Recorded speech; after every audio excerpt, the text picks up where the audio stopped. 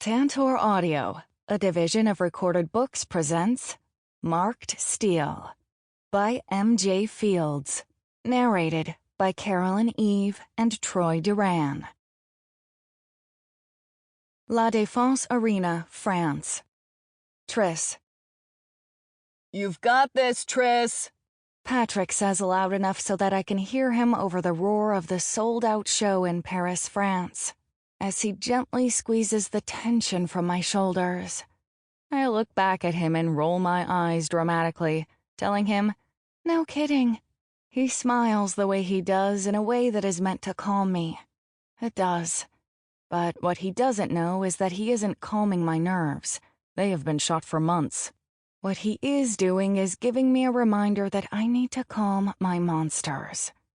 Closing my eyes, I whisper my mantra, note by note. In a world full of scrutiny and screaming self-doubt, I've found solace in blending sounds together, making music to drown them out. My monsters are calmed by taking everything note by note. "You ready to rock, Trouble?" Finn Beckett, bass guitarist from STD, is standing beside me, his arms crossed over his chest, a slight scowl forming a V between his brows as he looks at the stage from the wing. Finn loves music, but hates being on stage. On the total opposite side of the proverbial guitar pick is Memphis Black, the lead singer of STD, which happens to be the band we are opening for on our first ever tour. He loves the spotlight. Sometimes I feel like Finn, and sometimes I feel like Memphis. The highs and lows of being a teenager blows, and so does the fact that our brains aren't truly mature until we are close to 25 years old. My therapist, Dr. Winslow, assures me that once my hormones are balanced a bit more and my brain syncs up, I will no longer be inclined to define myself by my past choices, or however it is he is treating me. By then, I will be better. I'm getting better. Always, I answer. "Good luck, one." Billy, another member of STD, smirks. Billy calls me one, our bass player Zoe 2, May, our other electric guitarist 3, and Rain, our drummer, who happens to be River's daughter, who is STD's drummer, is 4. Kiana, her mom, continues messing with Rain's pom-pom-like pigtails as she winks at me. These ladies don't need luck when they have talent and killer style. When this whole music thing started, it was supposed to be just me. I was fine in the studio with Uncle Xavier and Trix. Even with the radio, podcast interviews, and performances used as promotion when my one solo single released and hit #1 on the pop music charts to help promote the upcoming album and tour. The issue? I didn't pick up the guitar all that quickly, and Patrick, my cousin, aka Trix, refused to be on stage. His words? "I want to stand back and watch you fly."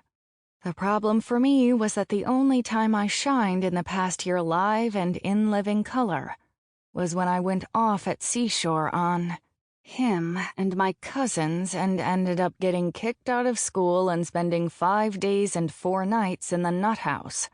No one, aside from my parents and Mama Jo, my grandmother.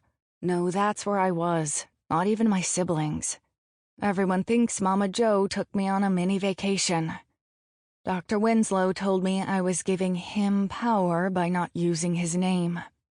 Marcello had left more black roses in my locker, and I'd had enough of the snickerings from his little gutter whores, my second cousins, so I made them eat them. That probably wouldn't have gotten me kicked out, but when he pulled me off them, yes, both of them, I proceeded to kick the shit out of him. That probably wouldn't have caused me to be kicked out either. But then Miss Pinkertits, the English teacher who I didn't even see, appeared in the backswing that gave her a black eye, sealed the deal. Not my finest hour. Honestly, I don't even remember most of it, but whatever. It still got me kicked out of that hellhole.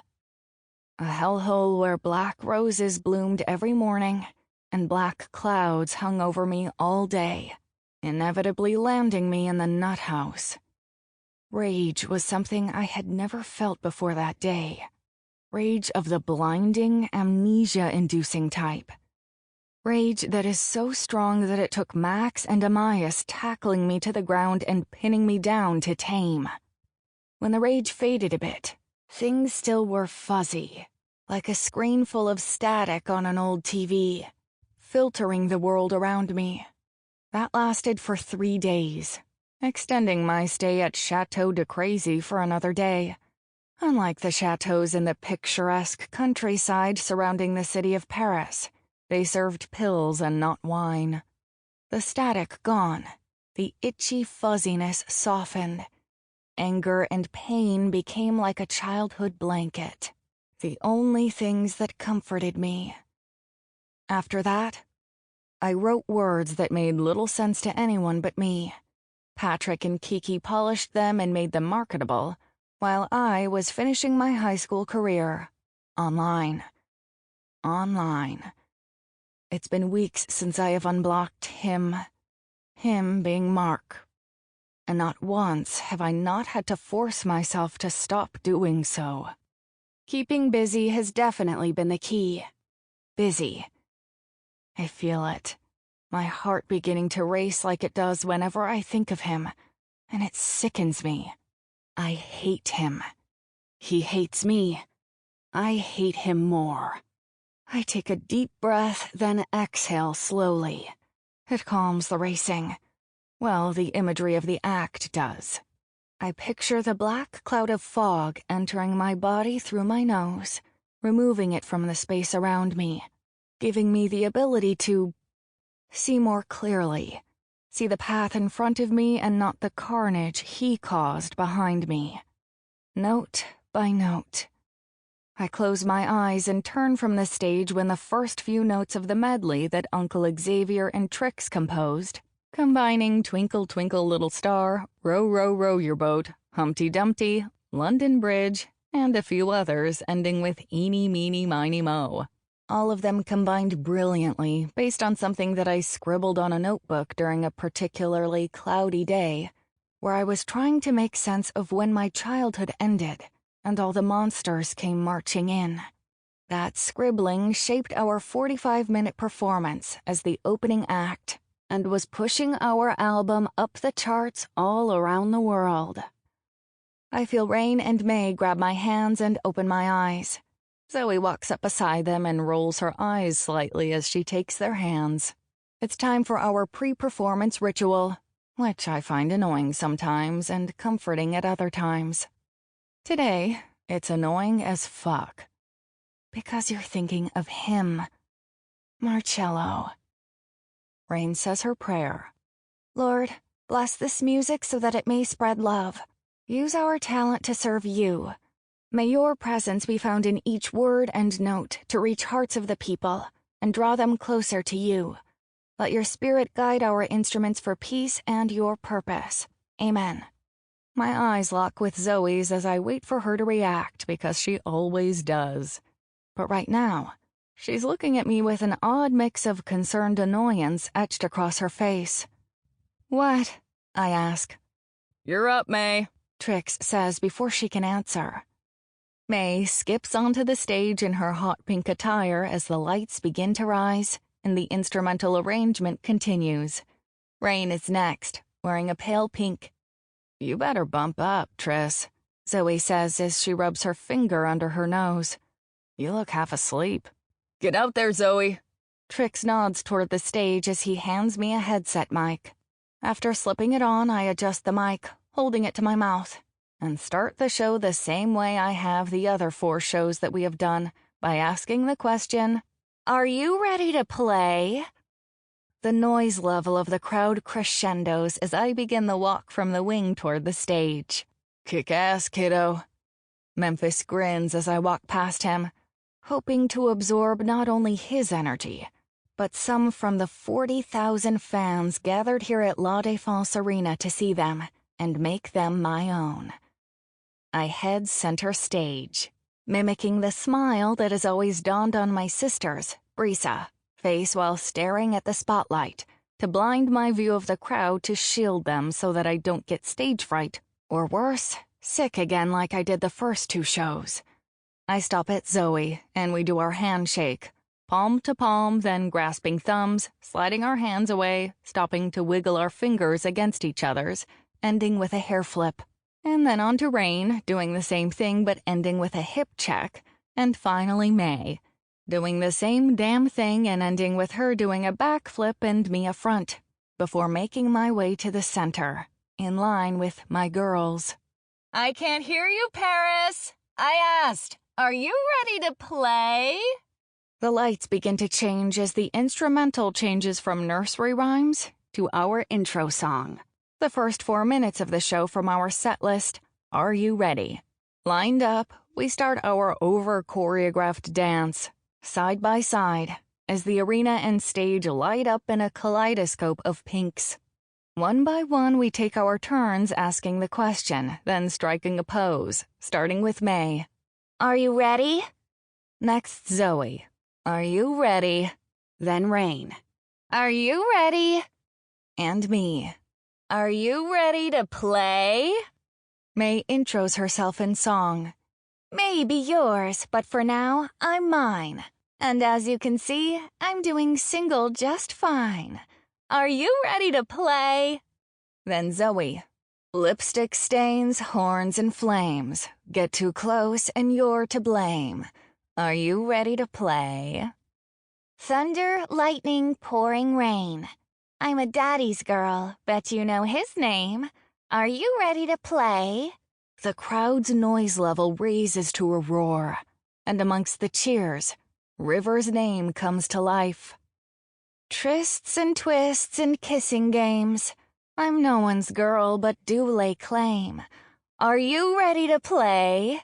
They scream my name. My heartbeat begins its race, and my insides catch fire.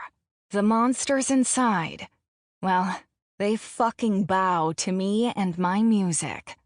We shed our cloaks, all made of our signature colors, mine being the only one that's not of the pink variety. It's blood red, as the lights dim. In leather hot pants and halter tops, we start the next song in the set, Wannabe. A bitch slap in the face to the Thunder Twat twins. Every one of my band members knows it's about them too. And even though I don't feel as close to them as we portray, I know in this instance that they play it up on stage, sometimes even bigger than I do. Crew Love is the third song Trix and I wrote about what matters the most.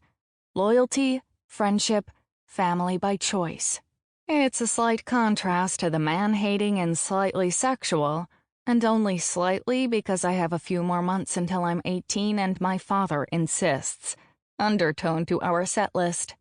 After Crew Love and another costume change, we're all in what I call our power outfits, and the dance-heavy beginning of our show is over.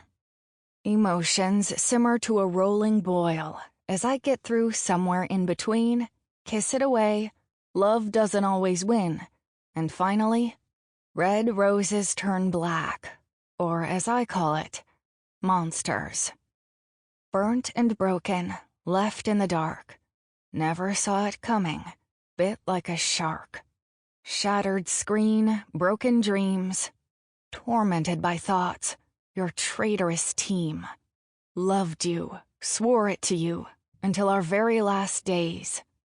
Caught in a web of deceit, false promises, their childish praise. Don't want to be yours, just want to be all right.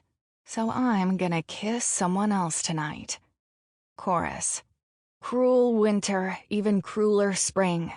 Thought one day I'd wake from this goddamn dream. Ebb and flow, like a thawing mountain stream. Been tossed like waves, turned like a ring. The only cure, open up and sing. Didn't want to be left, you were always right. The whole damn thing a fight. Bled and cried in the pouring rain. I'm on the brink, going insane. Laying here with my monsters tonight. Smashed my heart, unrecognizable to me. The mirror the crowd cannot see. Took a swing, killed love's light. Crushed plans, no longer my night. Bended knee, foolish me. Don't want to be yours, just want to be all right. So I'm gonna kiss someone else tonight. Chorus. Cruel winter, even crueler spring. Thought one day I'd wake from this goddamn dream. Ebb and flow like a thawing mountain stream. Been tossed like waves, turned like a ring. The only cure, open up and sing. Didn't want to be left, you were always right. The whole damn thing a fight. Bled and cried in the pouring rain. I'm on the brink, going insane. Laying here with my monsters tonight. Don't want to be yours, just want to be all right. So I'm gonna kiss someone else tonight. When red roses turn black, never turning back. Don't want to be yours, just want to be all right. So I'm gonna kiss someone else tonight. When red roses turn black, never turning back. Like every night, pretending it's part of the act, of course. But it's not. It's out of complete need. Self-medication for my soul and with a healthy dash of revenge. I jump off the stage and hurry to the closest and least secure part of the barrier between the crowd and stage before the unsuspecting security guard can get to me. The crowd goes wild, as it always does, while I search for the lucky person to lay my lips on. Someone, anyone. Hell, it doesn't even have to be a male. And yes, I am so fucking straight that I could be a pin. But the thought that he, Marcello, may see it on some random concert-goer's live feed or uploaded video that I've kissed a girl. And although I'm not Katy Perry, and I liked it, I love the thought of it making him crazy. He deserves it. He deserves monsters of his own. He deserves them so much more than I do. Lost in my own head, sinking in my own shit. I reach for a random face in the dark and feel scruff beneath my hand. I quickly swipe my thumb over his lips, because in my head, a flinch would be an objection and I would move on quickly. When I feel a hand on my head, pulling me in a different direction, and the man whose lips I was going to kiss begins cursing in a foreign language. I open my eyes and look toward the handsy man. A man with soft brown and somewhat tormented eyes, framed in thick black lashes, face lightly covered in black hair, and lips that look so soft that I have to kiss them. My lips catch fire. His scent familiar, but I know that crazy notion is driven by my monsters, too. When I get pulled back, I know the culprit's firm grip. Ranger, my freaking bodyguard hired by my parents to protect me from possible crazed fans. Or so they say. I know damn well he's here to protect me from myself. Right now, he's my least favorite person on the planet, because my lips still feel like fire, and I have never felt that from anyone. Anyone except him. Marcello. Eyes still locked to the man who caused the burn, I feel hope for the first time. And behind his, this man whose name I don't know and probably never will. Regret. I'm sorry, I mouth. He cocks his head to the side, looking confused. I shake my head as I'm being carried back, my hand to my heart, and yell out, I'm so sorry! Rangered. Triss. By the time he fades away, so does the anxiety caused by it all, and annoyance takes hold. You think your parents are going to back off now? He snaps as he finally sets me on my feet backstage. They don't get a say in a few short months. I'll be 18. I snap back, straightening my dress. Triss? Dad yells my name from behind me. Here we freaking go, I grumble. Ranger scowls. Don't be a shit. At least they give a damn. If I didn't know Brisa had a lady boner for him, I would have found a way to get rid of him when he started showing up everywhere I was trying to hide. Park your childhood trauma in the employee parking lot and leave me to deal with mine. Why the hell I put up with you is beyond me. He huffs as he turns and walks away. It probably has a lot to do with all the zeros in your paycheck, I call behind him. You okay? Mom throws her arms around me. Oh my God, Mom, I'm fine. Same show, different night. I wiggle away from her insanely tight clutches. Dad grabs me up next. They almost came through the cattle control barrier. It's crowd control and I'm fine, I grumble as I attempt to wiggle away. But seriously, you're squishing me. He steps back and takes my hands. Nothing squishy about you. Have you been eating? Dad, we had dinner last night. I pull my hands away and step farther back. You need to loosen the damn leash, both of you. Be easier to do if you'd follow some rules, you know. It's part of the act. And besides, I actually liked kissing that guy. That's a first. You should both be happy with that, huh? Mom looks mortified. Dad looks briefly amused. Briefly. Really, Mom? I'm not sure what to say, Triss. Tears begin to pool in her eyes. Tears are always filling her eyes. Well, ever since they found out their little girl wasn't perfect. Say it's a step in the right direction and smile, for God's sake. Triss, VIP area to meet your fans. Trix calls to me. I look back at Dad and smile like Brisa does. And I have fans. Of course you do. But don't you ever forget that your mother and I are your biggest fans. Corny. I shake my head as I turn to follow Trix and the girls. Standing in front of the pop-up banner with our logo on it, the crowd gathered outside the VIP tent is loud. Looks like a giant womb, Rain whispers, and I can't help but laugh. You bump up? Zoe asks. Why would you ask her that? May snips. She was a freaking zombie before we went on stage, and then... High on the notes. And the kiss. May beams. He was the hottest yet. Grabbed your head with his big man hand and pulled you away from the other guy. That was hot, Triss. So freaking hot. Rain moans. Why do girls like possessive dicks? I half joke, but only half because I get it. I so get it, but I hate that I do. Rain shrugs. Possessive sometimes looks an awful lot like protective. And what exactly was he protecting her from? Zoe huffs. The conversation is interrupted by the first group of VIPs shrieking as they almost run in. All three young. Too freaking young to be wearing our band's t-shirt with the Vag logo on it. Which I'm pretty sure not everyone thinks is a Vag, but that's because they aren't twisted like me. And Rain. I may just like her for real. All dark-haired beauties are beaming as they all but rush and hug me, speaking in a language that doesn't sound French to me, more Spanish. But let's be honest, I didn't pay attention at all in Spanish class and was kicked out of school in the 10th grade.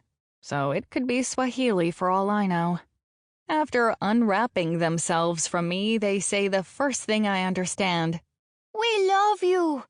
You wouldn't if you knew me, is what I want to say, but they shouldn't be burdened with my lunacy, any more than they should be unknowingly wearing a Vag shirt. But this is show business. Thank you. My smile is one that I hope matches their energy and doesn't spill the fact that this is completely out of my comfort zone. Picture? I ask, putting a final nail in the comfort coffin. Then I squat down between them, and one of the three girls, who are definitely related, hopefully not second cousins or one will no doubt be fucking the other's boyfriends in just a few short years, holds out her phone for a selfie and can't quite get us all in. Dad! I yell, knowing he's here somewhere even if I can't see him. Since the revelation that their little girl is no longer a little girl, they are no different from Ranger, who, when I'm 18, is totally gone because I can't fucking breathe with everyone always up my ass. On it. Dad calls. Papa? One of the girls asks before handing him her phone. Yes, Papa and Mom. I smile as I look at the camera. Papa, ven a conocer a Tristil. Tío Mateo también. First picture, yeah? I ask, wrapping my arms around two as Mom fusses with getting the other in front of us. After the first picture is taken, Mom insists, "Now, one at a time." I want to tell her that this isn't going on a Christmas card or put into a yearbook, and that there are obviously VIPs lined up outside the tent, which, by the way, we had exactly 15 at our first show in Russia, and all related to me, except for Rain's folks and May's, but whatever. We had exactly the same number of people waiting in the VIP at our second show in Romania. Manchester, England was different. There, we had a really long line until STD started, and then, well, let me just say I was relieved, because the contact high from the crowd's energy had been wearing off, and I had started to get anxious. Anxiety is a cunt. "Picture with the band?" Mom waves the girls over. I look at Dad, who gives me a quick wink, basically telling me to let her do her thing. I'm not so far gone that I don't know that I have put them through hell. Been doing that most of my life, so I oblige them. It's not like I can ever make up for it. And I'm hoping once they trust me again, I can distance myself and pop in and out when things aren't staticky. Papa, Mateo! One of the girls exclaims. This should be entertaining. Zoe chuckles as she wraps her arm around my shoulder. I look at her, expecting her to elaborate, and also hoping that she remembers the girls are young, like G-rated, maybe PG. Kissy, kissy, Tris. The same girl giggles. Mateo! Zoe busts up laughing, and Rain whispers, Damn! I look away from them, and my eyes land on the same man who my lips burned 4 minutes ago, and seem to be having some sort of muscle memory from said kiss, because they are tingling. And Rain is right. Damn. I feel an elbow jab my side. Say something. I glare at May and she giggles. Annoyed at her, I look back at him. You're welcome. A smirk forms on his perfect lips, and then he smiles a dazzling smile. But I'm not focusing on it. I'm tripping on a dimple, a tummy flutter, and of course a racing heart. Bien. His voice is smooth and deep. No rasp like him. It's soothing and should be bottled up, labeled melatonin magic and sold worldwide. Bien? His dimple deepens. Fue un beso bonito. May leans in and whispers. He said it was a beautiful kiss. I scowl at her again and snap because, step away, girl. Well, of course it was. I glance back at him, feeling all sorts of emotions, and desperately hoping not to see the regret I have seen before, and wishing once again that I kept my lips to myself and my mouth shut. There is none. Concern, maybe? Confusion because we obviously don't speak the same language. Then I hear Dad's voice boom. Sono suo, padre. I really wish I had some snacks for this, Zoe says in a way too amused and annoying as hell tone. He points to the girls then behind him. There, Papa. Good call. Dad actually smiles, and the man, Mateo, nods once before reaching his hand out and offering Dad a handshake. Great. Just great, I think. All right, we've got a line, Trix announces kindly. Más tiempo. One of the girls frowns. More time. May whispers the translation. Trix gives them that smile that makes all females from 8 to 80 swoon. London, Madrid, and then Reggio Emilia. Lots más tiempo coming up. Papa! They all call out, and I dare look back at the man who seems to have my body blushing from the inside out.